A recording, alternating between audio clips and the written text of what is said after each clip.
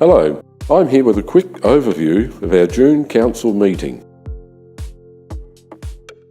We started off with 3 deputations, which gives people from our community the opportunity to talk directly to their council members. The first was from the North Adelaide Football Club about arrangements at Edward Smith and LJ Lewis Reserve. This was followed by consideration of an agenda item on this topic, and Council discussed changing the head lease arrangements. Rose's Fashions at Semaphore was the next deputation, followed by a petition and an agenda item on their lease. This business has been operating here at this location for 18 years, and a business next door wants to take on that tenancy.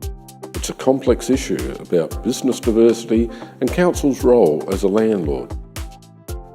After some discussion, it was agreed that the lease be renewed for Rose's Fashions for a further 5 years, and this was greeted with loud applause from the packed gallery. We then had a deputation about oil drilling in the Great Australian Bight. We're asked to consider our position. We moved a resolution to write a letter to the National Offshore Petroleum Safety and Environmental Management Authority expressing our concerns.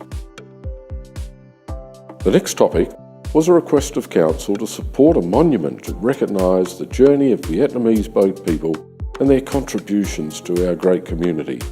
The monument will be in Adelaide, but we and a few other councils with a high number of Vietnamese community members have been asked to support it, and we also voted to do just that. We had a few items about temporary road closures, which might seem straightforward procedural matters, but they help to shape our community or support economic outcomes. We approved closures for the upcoming Winterfest in July, and then the closure of a segment of Crawford Street, which is part of the Kilburn-Blair Athol renewal, and will create a new reserve for stormwater and open space purposes. Next up, there was a transfer of portions of Mersey and Annie Watt roads as part of the development of the Defence Precinct. There were a few procedural reports looking at complaints and investigations, policies, confidential orders, minutes of the Audit Committee, and I think this meeting we may have broken a record for the number of notices of motions, so we will provide update as they progress. And finally, we discussed a report on the upcoming council elections, which will be held in November this year. Local government elections are held every 4 years and voting isn't compulsory, but it's your chance to have your say in our community, so make sure you are enrolled to vote.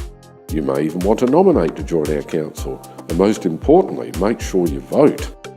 So, as you can see, it was an action-packed meeting and shows our passion for doing good things with and for business and the people who make this place we call Port Adelaide Enfield.